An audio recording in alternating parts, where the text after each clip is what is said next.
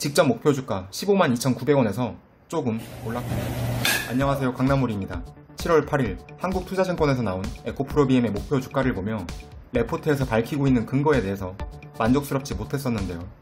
오늘 대신증권의 레포트가 나와서 한번 또 리뷰를 해봅니다. 가장 먼저 보시는 자료는 에코프로비엠의 현재 증권사 평균 컨센입니다. 매출 9,300억, 영업이익 670억 정도를 보고 있습니다.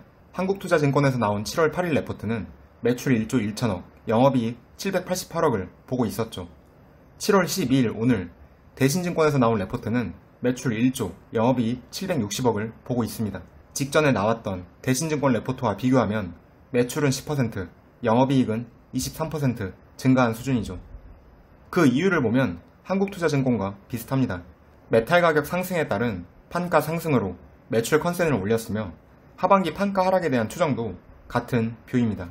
다만 참고사항으로 판가 하락이 이익에 미치는 영향은 제한적이라는 점을 표기해 주셨네요.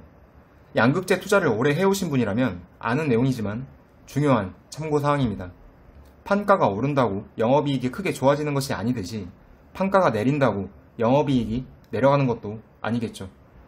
그리고 하반기는 하이니켈 수요에 집중할 필요가 있다고 함께 기재가 되어 있습니다. 중요한 건 이거죠. 그리고 환율 상승 효과로 매출 컨센이 오른 점, 화재로 중단되었던 공장 캠4 재가동과 캠6 풀가동으로 이익률을 7.5%까지 보는 점도 함께 기재가 되어 있습니다. 메시지는 마음에 들지만 대신증권의 컨센이 상대적으로 보수적이라는 점이 눈에 들어옵니다. 실적이야 까보면 알겠죠.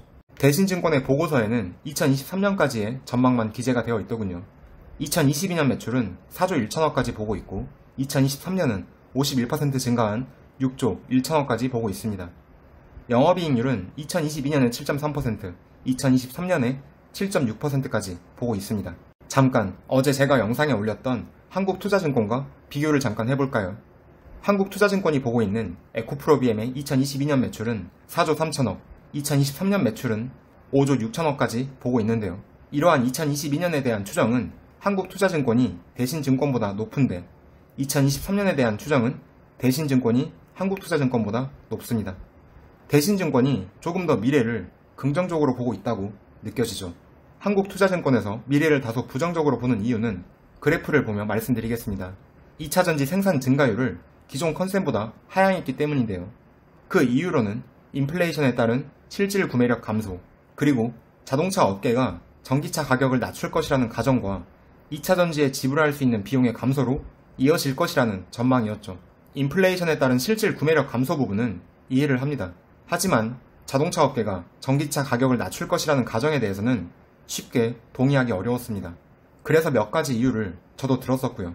양극재 쇼티지가 지속되고 있는 상황 하에서 양극재 회사 교섭력이 그렇게 쉽게 떨어지지 않을 것이라는 점, 미국과 유럽의 전기차 보조금이 계속 있을 것이라는 가정, 전기차 침투율이 아직도 낮다라는 점을 근거로 들었었습니다.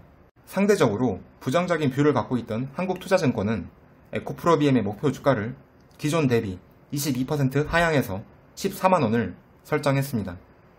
사실 목표 주가 자체가 중요한 것이 아니라 저는 저 방향성이 중요하다고 생각합니다. 목표 주가 14만원이 중요한 것이 아니라 22%를 낮췄다는 점이 중요한 거죠. 그러면 대신증권의 뷰를 보겠습니다.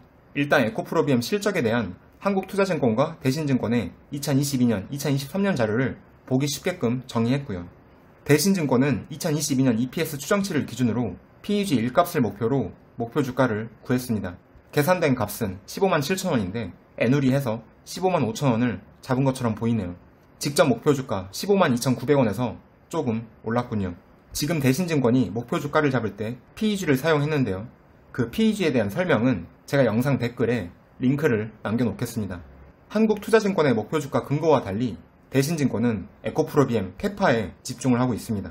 에코프로비엠의 중장기 캐파가 2022년 12.5만 톤에서 2026년 55만 톤까지 차질 없이 진행 중이라는 점, 유럽과 북미의 해외 캐파 확보로 적시에 그리고 적기에 현지 수요에 대응할 수 있다는 긍정적인 부분을 더 보고 있습니다.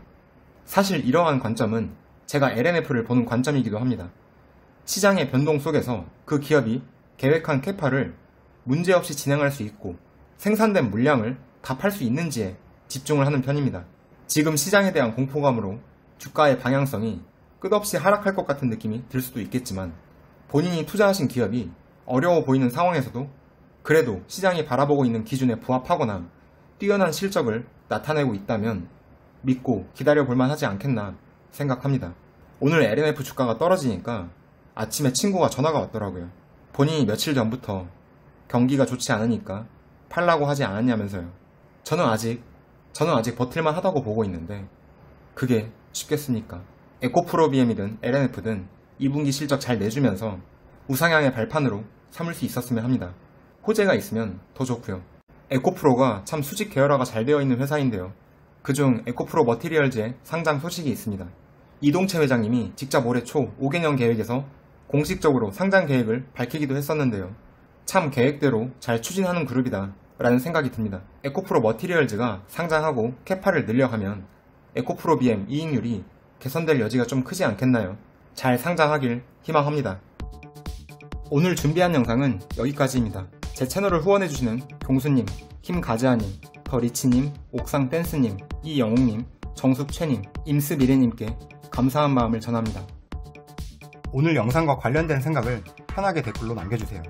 구독과 좋아요는 영상을 기획하고 자료조사하고 자료 정리하고 녹음하고 편집할 때 정말 큰 힘이 됩니다. 영상 끝까지 봐주셔서 감사합니다.